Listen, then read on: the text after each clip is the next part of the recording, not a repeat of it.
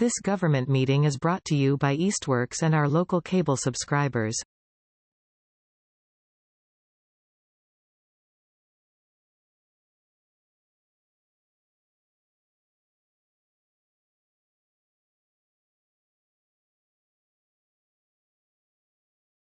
Well, good afternoon. We'll call the meeting of the Council on Aging Board on June 16th, 2026 to order.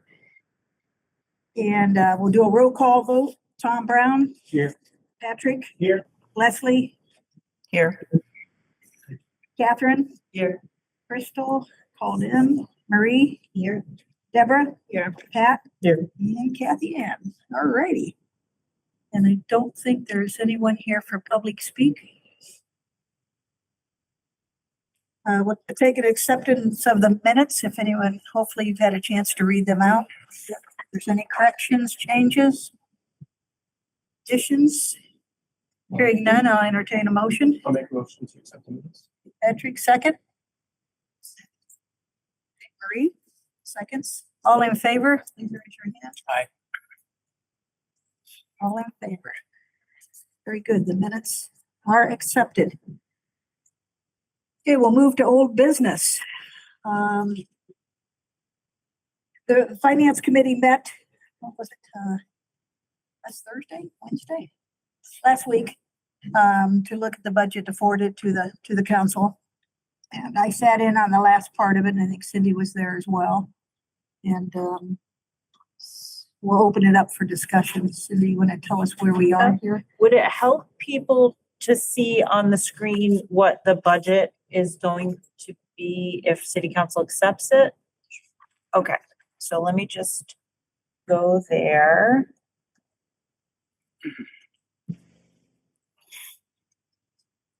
I might say why she's loading it. We had one counselor who kind of spoke up after they talked a little bit about the COA budget and indicated that he was not in favor of any further reductions to the budget. So I really appreciated it. Do you remember his name? Tom The Peach, chair, the Tom, chair. yes. And so I thought that was very powerful for him to say that Okay. publicly. Leslie, can you see what I'm trying to share? I'm gonna make it bigger. For the most part, yeah. All right, so are you able to now see the Yep, budget? I can see it. I can see it. Yeah.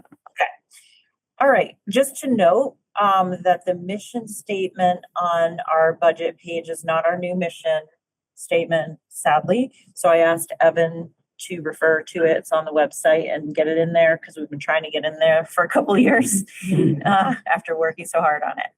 Okay, so with the override passing, pending approval by city council, the next city council meeting is a week from this week is when they're going to approve or not the budget and make their motions, their final motions for what they're going to cut. And as Kathy just reported, the last finance committee meeting, there were no recommended cuts for COA or veterans. So what holds then going into the final budget hearing is, and so if you look all the way over to the right, requested FY27. So let's start at the top. So salary, that the top one is me, and that's frozen at FY26. Then next is the outreach worker and the program manager, and that's going to be supplemented by another $20,000 from the formula grant for the program manager position. So no cuts to their hours. The program manager will remain at 30 hours and the outreach worker will remain at 35 hours. Then full-time permanent refers, and by the way, those positions are not supervisory. It's just that that's where the auditor has them right now. The full-time permanent are the activity coordinator who will remain at 30 hours and his salary is supplemented by $12,000 from the formula grant. And then the clerk who will remain at 35 hours. And then part-time clerical is the morning office aide, and her salary will be supplemented by $4,000 from the formula grant. And then There is no part-time permanent. That was the outreach worker assistant position that we got rid of.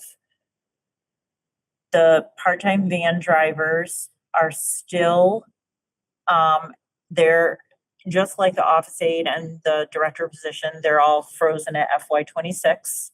So that's what you see there. So no cuts to the van driver hours, except that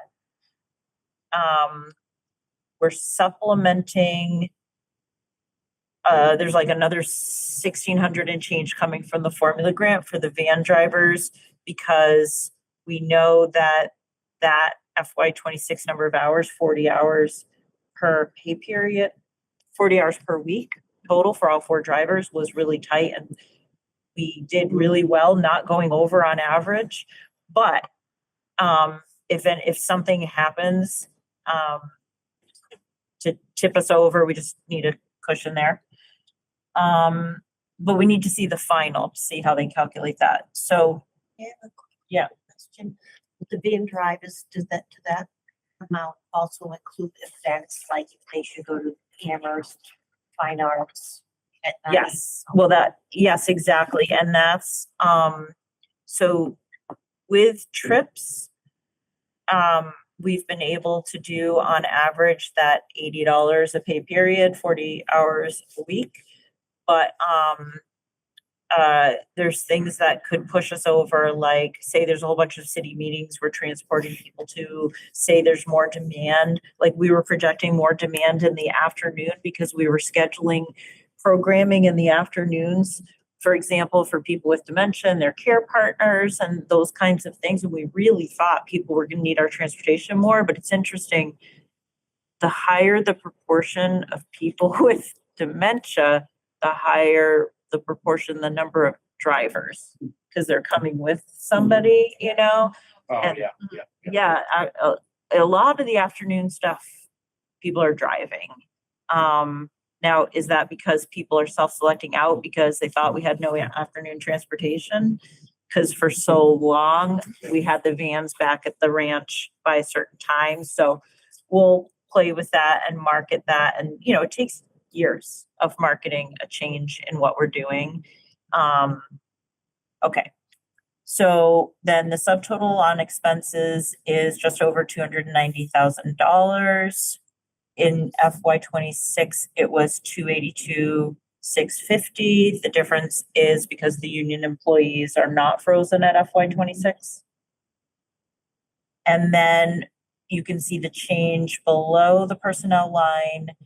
We now have no building and equipment repair funds, and we have no in-state travel. So any in-state travel where we're not using the COA vans, we will use the formula grant funds to pay for, but we'll also try to minimize how much. That's often just me, because I don't drive those vans.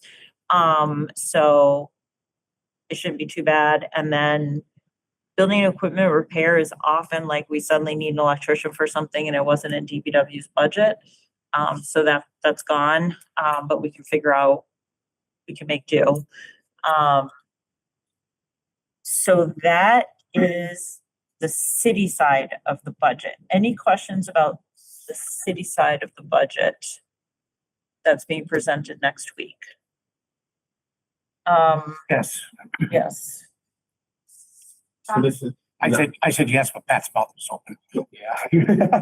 Pretty much. No, I just want to make sure forgive me, because I was half spaced on when I came, because I was doing something. So I'm just gonna be honest with you. It's easier that way.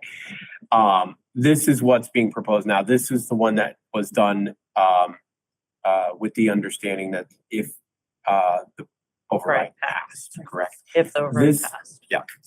This is one that they've had, we've talked about a little bit before, right? When we We did this before.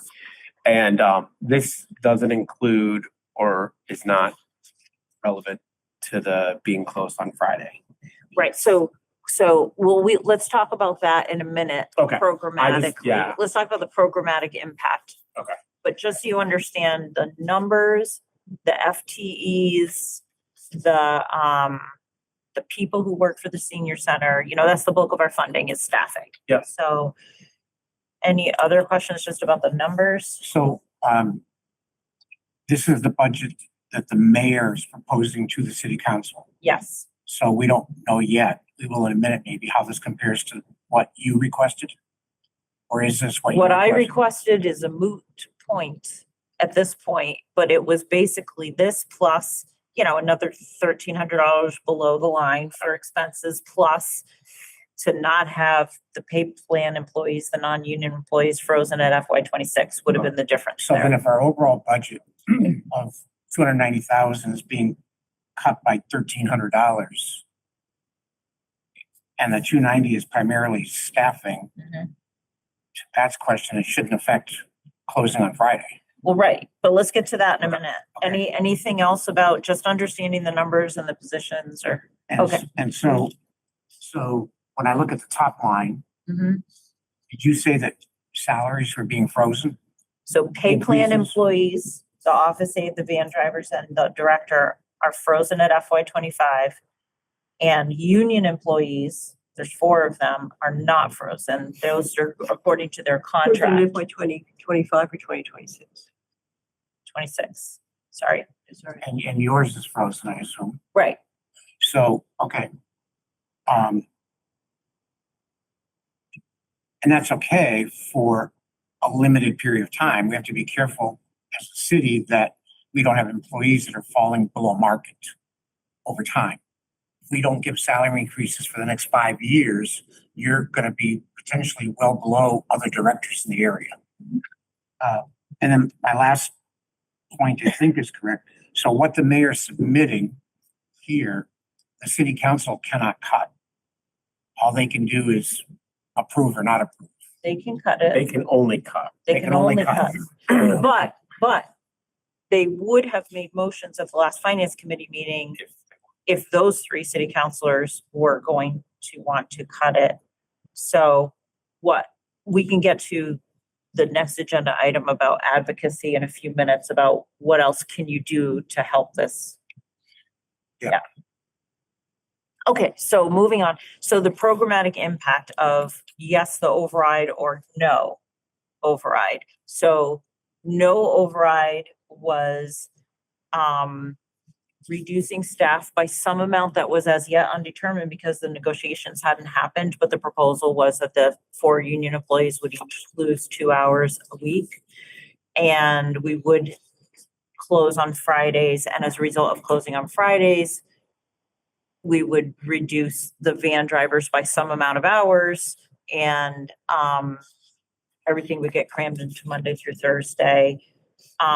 So that was going to be the big impact. And then whatever couldn't get crammed into Monday or through Thursday, or whatever had to be moved over because it took priority, then we would lose some programs and services on the other side of that change. Override, yes, means the COA is open 5 days a week still at its regular hours, 8 to 3:30 plus whenever we happen to be open later for whatever we're doing. And all of the staff, like I just said, have the same hours that they have now. I do want to let the community know that because we started the conversation of what should we or can we move, don't be surprised if some things move that we thought would be hard to move. And number 1 on that list is tax prep. We were really afraid that we wouldn't be able to move tax prep from Fridays to another day. We already were doing Thursdays every other week. Depending on what Northampton wants to do with their days, because it's the same people that work over there, we may be able to move tax prep off Fridays to help out our volunteers. They're having trouble with the volunteers that work for AARP not having trouble, but they would much prefer different days. So if we can accommodate that, we will. That was just coincidental when I called them to say, what are we going to do? And they were like, actually, we don't want to be there on Fridays. So I just don't want the community to think that we pulled a bait and switch. Right. Absolutely, we did not pull a bait and switch. It's great that we can accommodate them. So there's that. And And then, but everything else should remain the same on Fridays. The games, the fitness class, the trips that generally only happen on Fridays, or concerts that only happen on Fridays typically. So we're relieved that we can keep doing all those things. And we're also happy to have the resources that we need. So I will report back to you in September or the next time we meet, but in terms of the formula grant budget, and this is where I'll get into impact on programming, I was looking at, okay, so what should that budget look like for all of our activities and services and education and training and travel and postage and everything else. And so, yes, costs are going up every year, but we have enough money in that grant to do most of the things that we want to do. And including, you know, a lunch and learn like we did at the church with Pioneer Valley Memory Care Initiative. We've also learned how to do a lot of those lunches more cheaply now that we have a ServSafe manager. So we can do more things than we were because we don't have to hire a caterer for 4 hours to distribute the food if people are okay with sandwiches. You know, so like we're playing with that to see how much more social time, recreation, and educational with a meal can we do. You know, we want to do the maximum that that our staff have the capacity to do. So this will be a positive on that side as well, because we won't have to use as much of the grant for salary as we would have. It's 36,000, well, almost 38,000 versus 56,000 is a big difference in how much we can do. Are there any, and you know, I couldn't get any staff who could come today, but we do want to have the program staff, we do want to have the outreach staff come and talk to you more about what's going on. But anything else about impact on programming, hours, people's questions about that? Just a question about process. If the city council, if the finance subcommittee of the city council has concluded their review, did they take a vote? The finance committee? Normally they take a vote. No, because they were supposed to be they made other motions they made motions to cut other departments line items down, and the mayor had to go back and redo the budget. I think based on what would it look like if those motions passed, maybe? And I don't know if that's been given to the finance committee, because when the finance committee met yesterday, they only tackled appropriations, not the budget.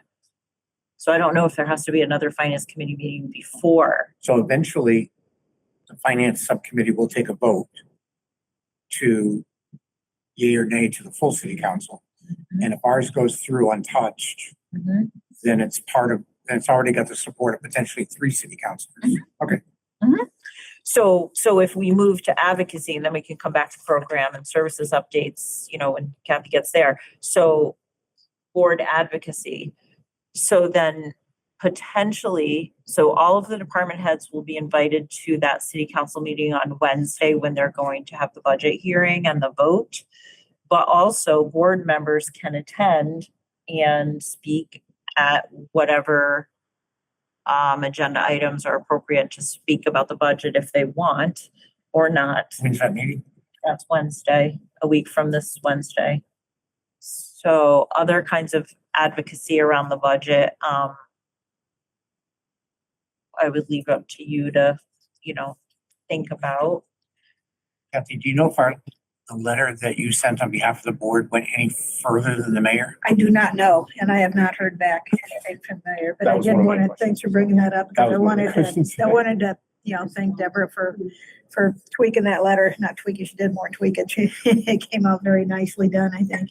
And so I did not hear back from, I really did not expect to hear back from them, but I wonder if it went further because Tom spoke up at the finance committee. I would imagine So, that generally, a lot of times when there's mayor's correspondence, that he shares that with the city council. So I don't know for a fact that Yeah. he would have shared that with him, but it makes sense that he. Yeah, in retrospect, we probably should have sent it to the council too, because Yeah. I believe they read their correspondence. Yeah. Oh, Openly at the meeting. Yeah. But I guess I was kind of hopeful that, I know I was looking at you when I made my soapbox last time, Mhm. but I was really looking right past you with Connie, Mhm. who was sitting right behind you. And I guess I was hoping that that meeting and all of our conversations about the potential cuts would have made an impact on Connie. I wondered if it did because of her comment, after Tom said that he was in support of no more cutting of or no cuts, further cuts from the COA budget. And Connie says, well, you also have to consider the library. She said, I have strong feelings about the library, and it's something else that I couldn't quite hear. But so I was concerned whether. Yeah. Right. Well, one thing to note for next year, so when do the Medicaid cuts hit Massachusetts? So they haven't really hit yet. When the federal cuts for Medicaid hit the Mass Health, there will be such pressure on the state to make cuts. I don't know if our line item under Office of Aging and Independence will feel that, but it is being discussed when I'm at meetings. And so, it's really important to think about how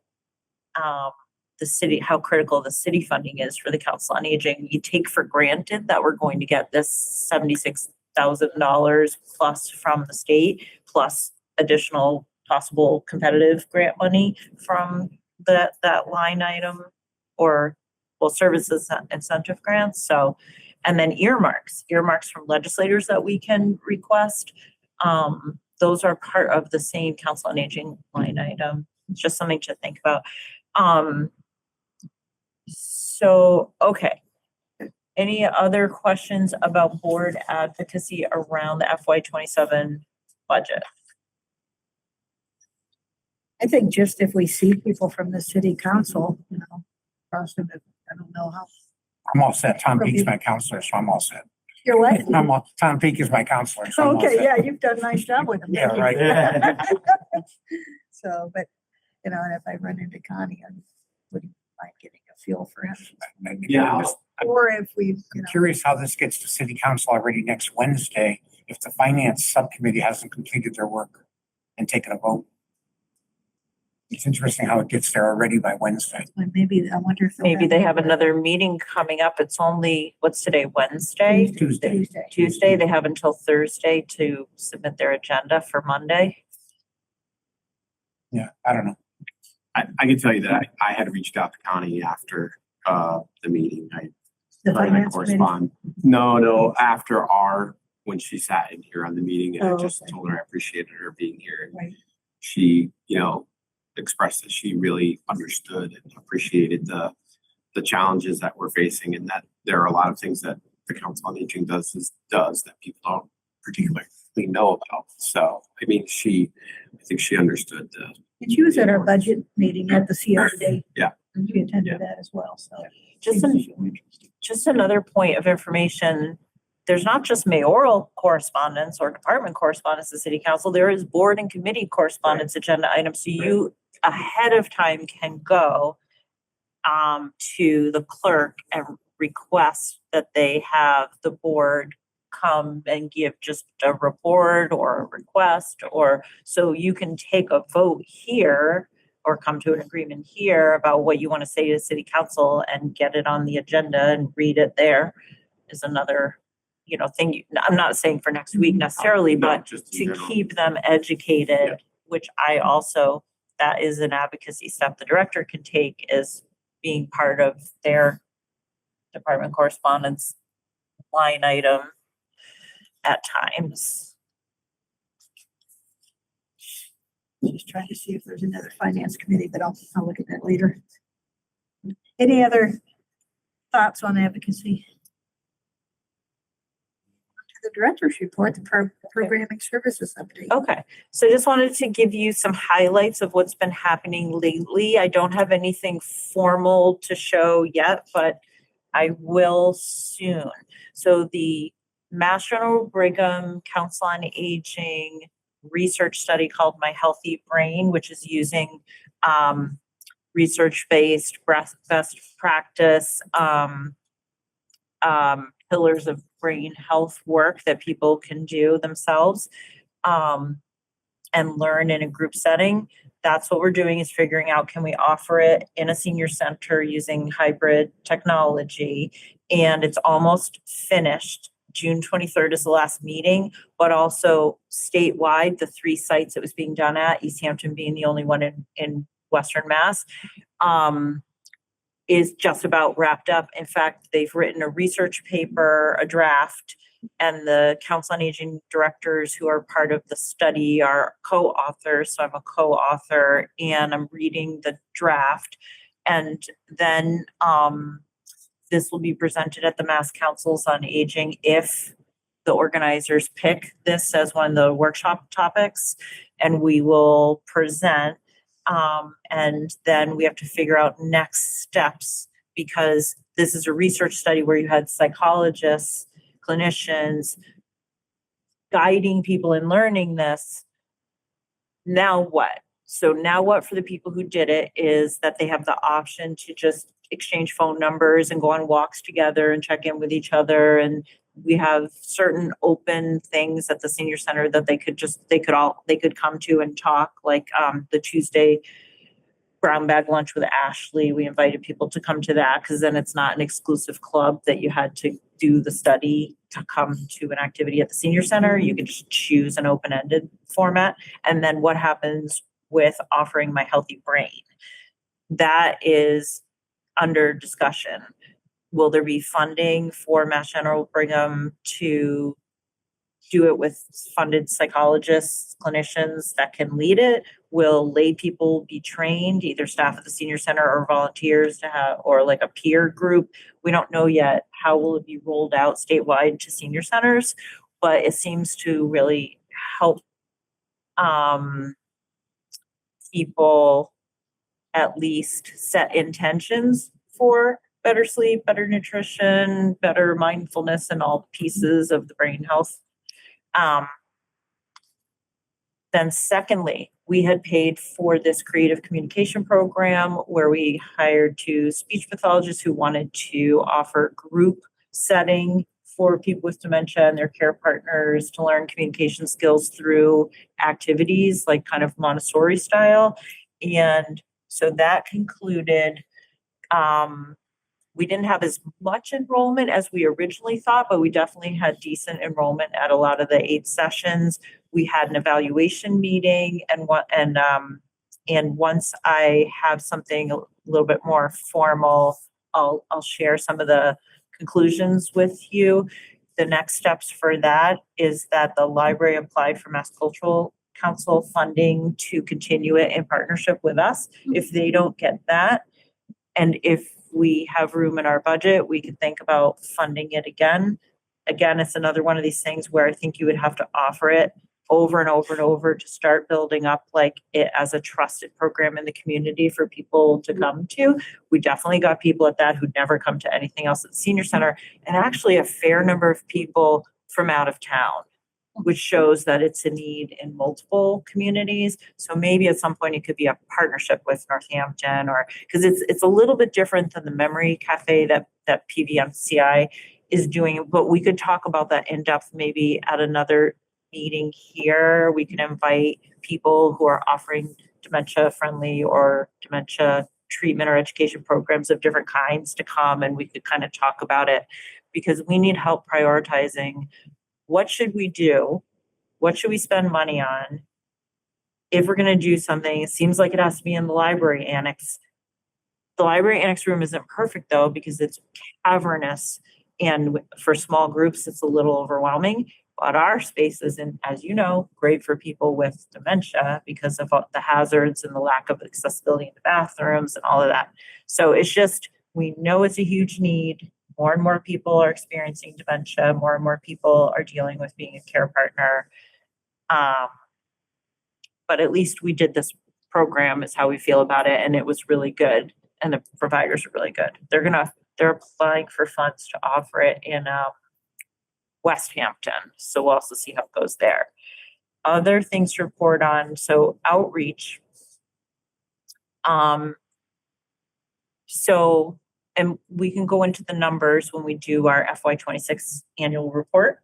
That should happen a lot earlier, by the way, from now on. Like it should get done instead of in February. It should be done hopefully by the fall now, because we're working with the state to make it happen sooner.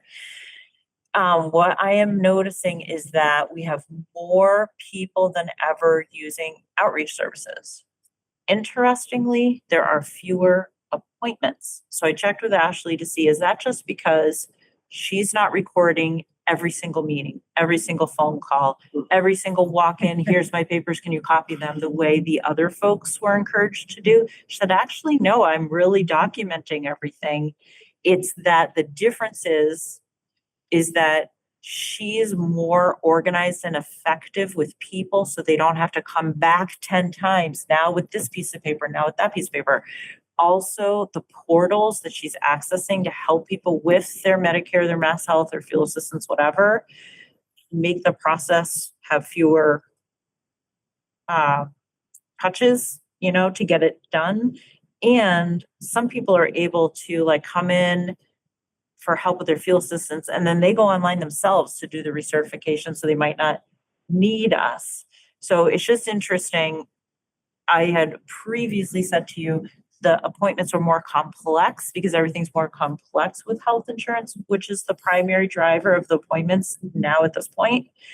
And that's because people can go online to apply for SNAP and fuel assistance and whatever. So we're learning why is it, and also now that it's really heavy in the health insurance, it's really good that we have a volunteer Shine counselor who seems committed to coming back next year and is still part of the Shine training, because Ashley can't handle all the Shine appointments herself. But it takes a really long time for that person to get trained because she handles like the more difficult pieces. The other thing to keep in mind, though, again, like on the federal level, is that funding is constantly threatened to go to the states for SHIP, which is the mother funding for Shine counseling. So if that funding goes away, we're in trouble because we can't operate without LifePath being our supervisor, trainer, certifier, mentor in doing this. We're not going to, so, the shift.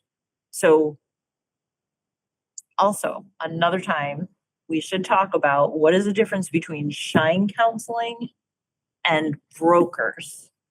Because you can go for free and get counseling from a broker that doesn't cost you anything. And I can't speak to this effectively, and I don't want to be misquoted, but one of the differences, and some of you may know more about this than me, they rep insurance plans. They don't rep all insurance plans. The Shine program doesn't rep any plans. They advise you about anything that's accessible on the website.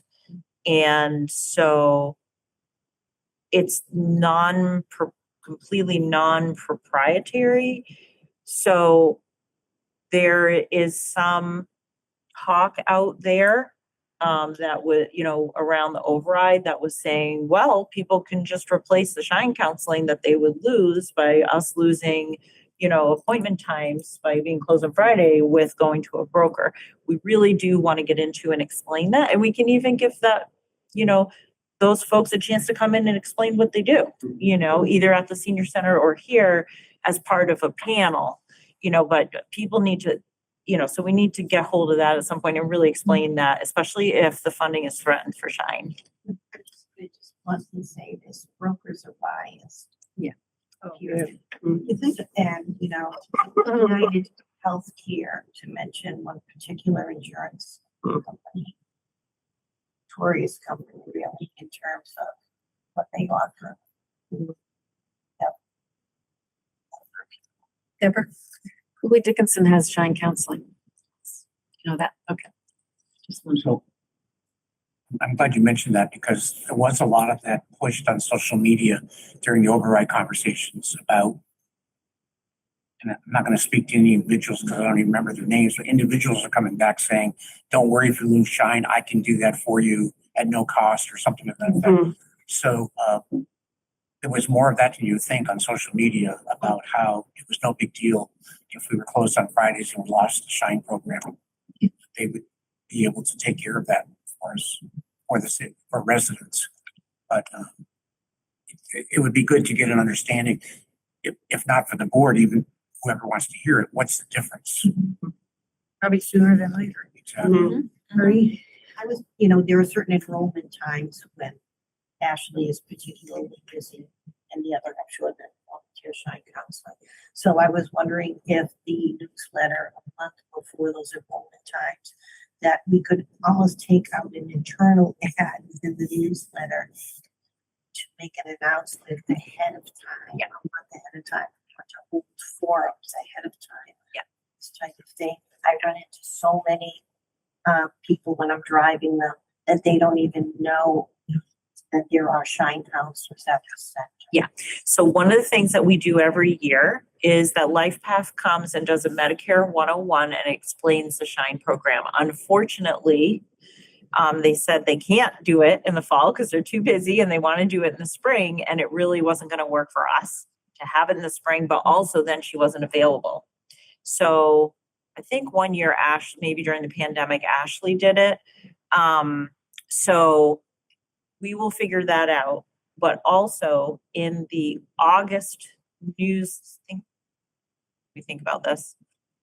No, in September, we're going to do a mass mailing that we didn't do in 2025, but we did do in 2023 and 24 to everybody who's turning 65 to say, this is your senior center. This is what you can get at your senior center. This is Shine counseling.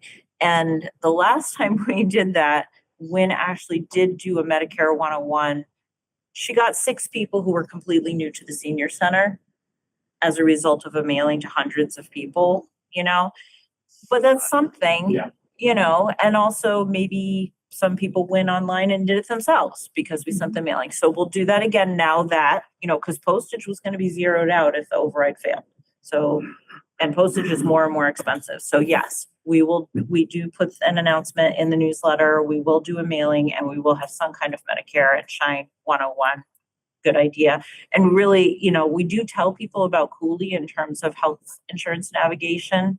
I think you can't make an appointment, right? You have to go wait in line. Oh.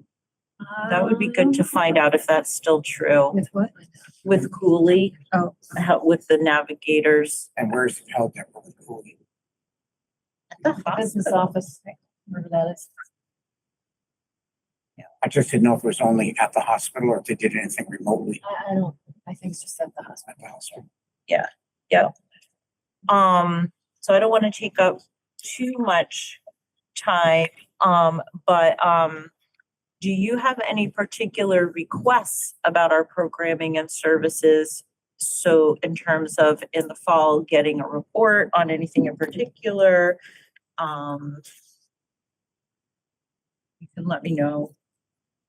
I just had a thought that there's so many areas of concern just to branch off of, healthcare insurance or dementia or fraud, all of these topics that I was just wondering if in some way, shape or form, programming and advertisement within the newsletter could sort of focus on a theme for like each quarter, focus on a theme and have it really coordinated so that we're kind of really hitting people with, whether it's the digital learning that is going on and that type of thing, just to really consolidate because I think that's helpful in terms of communication. People who are scattered almost. Yes. To have a theme like for 2 or 3 months, focusing on one topic and So that we're, organizing really programming focusing around it. on a topic and really offering services on a topic. I just think you might get a better return. Yes, for example, National Senior Center Month in September coincides with Fall Prevention Week. So sometimes we get it together to do that. Sometimes we don't. Sometimes we're like, hey, everything is fall prevention every week. I mean, in terms of the classes that we're offering, but you're right. And there's already a bunch of these that we could look into. I'm sure with cyber fraud and scams, there's probably like a scam month. We get training on this as directors that then we can kind of do in services to communicate more, but also we can have the triad folks in and, attorney, the local district attorney's office in. There is so much education that can be done and is best done, as we've found, with a meal or refreshments. In fact, when I was looking at the budget for how many meals, lunch and learns, events with catering that we could do, I was thinking if we want to always every April do something around health education or some other related thing like we did with PPMCI this past April, I was thinking, maybe twice a year, we could do another big lunch and learn in the fall around a particular topic, so yes, trying to get almost like a curriculum with time frames. Dawn has some of that in mind as program manager. Like she has certain times a year where we're focusing around like end of life, or other times a year where we're focusing on this or that. Coordinating in terms like, well, this is the book we're reading at the book club, and this is what we're doing at the lunch and learn, and this is what we're doing, at the board meeting, or we can talk about that. It's a good idea. And maybe you're already doing this. I apologize if you are, but just to go back up to the view from 30,000 feet for a moment, talking about programming, what the senior center offers, who they're offering it to, the population they're offering it to. I'm wondering if we should have some sort of annual report, not money, but on services that goes to the city council and or the mayor, because of what you all just went through. And no disrespect to our city leaders, but it's almost like we had to explain to them 101 what the senior center does. And if they got that report on an annual basis, no slap in the face, just hey, FYI, thought you'd like to know what happened in 2026 at the senior center. And I mean, numbers matter. So we offered this many programs. We had this many participants. Oh, by the way, here's what's happening to the population of Easthampton, regarding age. If they got that like an annual report, then when something happens like what we all just went through, you're not scrambling to prove your value to the community. The city does not require, I have a municipal experience. The city doesn't require every department to submit an annual report. So here's what they do require. Okay, and here's what the state requires. Well, let's start with the state. So the state requires an annual report. And that's posted on our website. Currently it's FY25 because that's the most recent one. Soon it will be FY26. That goes through all of the state categories of what the senior center does that don't mean a lot to other people, and the numbers. So what we could do is we could take that annual report and then we could fill in under each category of what's in those tables. Well, what does lifelong learning mean? What does health education mean versus health screening? And then under those definitions and here's the things we did, like highlights. I do submit highlights for that report, but they're not highlights of all the things we do.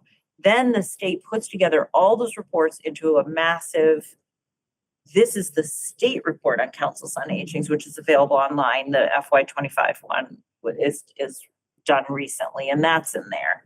And I sit on the advisory council for how those annual reports should get done, both locally and statewide. So you have representation there. Then on the local level, in the old days, the budget book included our mission statement, stuff about the population of older people, and highlights of what we did for the year, as well as the budget tables. They took that out under La Chapelle and they said, put the information on your website. So that's when I started putting our statistics, our state annual report, and everything on the website. And there's a page called COA reports, which substitutes for what used to be in the budget book. But the updates to those are in a different time frame than the budget, because the budget is winter and spring, I guess. And our annual report stuff is fall, looking back at the previous year. So what we could do is like an interim annual report before budget time, or even just shop around the previous year's annual report that's all done from the fall. Would, the thing is, in other cities and towns, a lot of the budget planning starts in November. I know senior center directors whose budget is done in November. This, we weren't done, well, we're still doing it, right? And Yeah. it's June. So, but we can just take the bull by the horns. And when we get to say November or whenever we decide, we can make sure we're on city council correspondence. We bring that annual report, we fill out the annual report, flush it out. The thing is, you only get like 3 to 5 minutes. So we'd submit it in advance. And then the board or I could go to city council and say, we published our annual report. So yes, we could make a more comprehensive And annual nothing to report. do with finances. No, Nothing this to do is with the finance, this all on is the programs. statistics. Mhm. So I'm more of like the squeaky wheel, like gets the cheese, right? Or grease, sorry. I want the cheese, you get the grease. So I feel like doing it yearly may not be, because again, I know what you're saying, Tom. We're saying we want it to educate them. Correct. So my question is, all of these numbers that are calculated, what if you, and again, we don't want to talk about, we're not there to talk about the finances of things. We're there to talk about how many people we're serving and kind of a snapshot of what we're serving. What would be the additional work to do that quarterly? Whether it just be even a written thing that somebody from our board goes in there and says quarterly, hey, since our last, so that way 4 times a year, we're sitting in front of the city council, even if it's for 5 minutes, just to say, hey, we just wanted to give you a little update. Today, we are, since our last update, we've serviced 487 people, did 42 van rides, kind of gave this little thing. Again, not looking to do anything, but other than to just kind of educate. Just the highlights. And, I would be happy to go to 1 or 2 of those, depending on the time frame. I can't do really much in the summer because Wednesdays are my golf league. So I have, Priorities. that's why I never have run for city council, because I don't want to give up my golf leagues with my wife. I can relate to that. Yeah. But I'm saying, I don't disagree with more often, Pat. We just have to be careful it doesn't become white noise to them. no, And I, they sort of start overlooking it. I get it. That's why I'm saying 4 times isn't, I don't, Yeah. I feel like 4 times a year, they're hearing from us versus once a year, because I think once a year they'd be like, So it'd So, be nice to have different board members, so they Yeah. get to know us as well. again, just reading off, and again, I don't want to create more work That's a Mhm. good. for Right. you to calculate all these things, but if they're being calculated as I'm assuming they're calculated They are. not just once a year, but right. So to keep, so this is the statewide one. Okay. So this is posted to our website. And then, our report, is kind of like, here's the different categories of what we're doing and Yeah. how many numbers, and it takes a little explanation because of how it works. And it also doesn't include anybody who signs in as a guest or anything anonymous. And it's just really a report on what is the membership doing. And so you have to keep that in mind. But also, in January, every year we're doing this Municipal Leadership Academy that many city councilors come to. Yeah. And so they're having that opportunity to hear about our budget and, what we're offering. I can have the statistics print out. So this report here, I can do it anytime because of Okay. the way it's set up now in our database. So I can do whatever time period we want, quarterly, half a year. And then the highlights, so like This is last year's. We didn't, I don't think we did this year's. Or if we did, it's in another place and I haven't posted it yet, but this is like the old thing that would go in the budget book Yeah. that then we Yeah. just put on the website. So So, the one you just had before that, okay. to me, to go to back to Pat's point before, the key would be to consolidate this in a way that it could be a 2-minute elevator speech. Yeah. Yeah, And, exactly. and to heck with getting on the agenda, it could be public speak. Yeah. So it could be any Wednesday and we're gonna just, hey, this is Pete from the Council on Aging Board. Thought we'd give you an update, quarterly update. Right. Eventually it becomes routine. Or you could pick things. Yeah. Like this time, we're showing you outreach and we're showing you what are the kinds of things people come for help with. They come for help with Mass Health. They come for help, and Kathy, I'll send you some of these things so you can see what I was showing people today. So that you could see the changes in what people are coming for, or you could focus on transportation. Then we have a summary report, which just kind of shows generally how many times are people coming in for events, rides, meals, services, volunteering, whatnot, So you can pick different things. I even now can do this summary comparing year over year. I asked for a report from the database company, so. We have 3 Can we more do minutes. something like that quarterly? Can we put those numbers as an insert in a newsletter? We can't add anything else to the newsletter. I would go back to whoever we're in this meeting with, because I thought I heard it. Leslie has her. Was maybe trying to. Sorry, Yeah. I was gonna say. So I really like Patrick's idea of getting in front of city council more frequently. And the reason I like that is threefold. First of all, one of the things I heard repeatedly during the sessions I attended about the budget is you city councilors are asleep at the wheel, blah, blah, blah. Okay, fine. I want to remind everybody that 4 of the city councilors are newly elected this year. So this is an opportunity to really put a different spin on things for those people in particular who are new and are not as familiar with things and make it a different perspective. So that's it. Thanks. Thank you, Leslie. Should go on to this because we got to decide that. Saying, yep. Yeah. Okay, now are we gonna take a break since the override passed? We'll see, July and August, we usually in the past have taken off, but if there's anything really pushing at the forefront for, concerns. I would recommend taking off July and August, however, sort of keeping that third Tuesday somewhat available in case there's a reason Cindy needs to call a special meeting or something. So if something happens like with the budget or Something happens and you keep need it a special open, meeting. But don't plan a meeting, but be able to call one if you need to.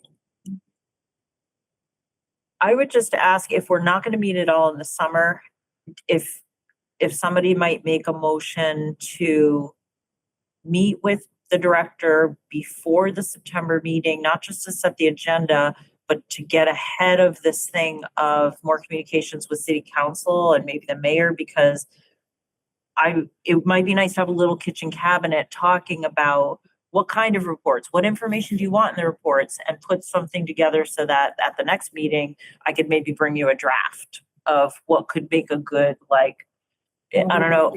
If somebody wants to make a motion about that, I'd be happy to work with a small group around that. Up to you. Or we could talk about it in September. You're referring to the going in front of the city council. Yeah, and we would what to see and hear. what Yes, reports yes. would really be useful, Mhm. because I'm like forced trees. I'm not the best judge, but I know Evan needs a room like any minute. I So. guess my only point, I think I made it earlier, just to reiterate, I think we have to keep it at 30,000 feet. We don't want to say, well, 3 people came in for this and 2 people, because we don't want to put them to sleep.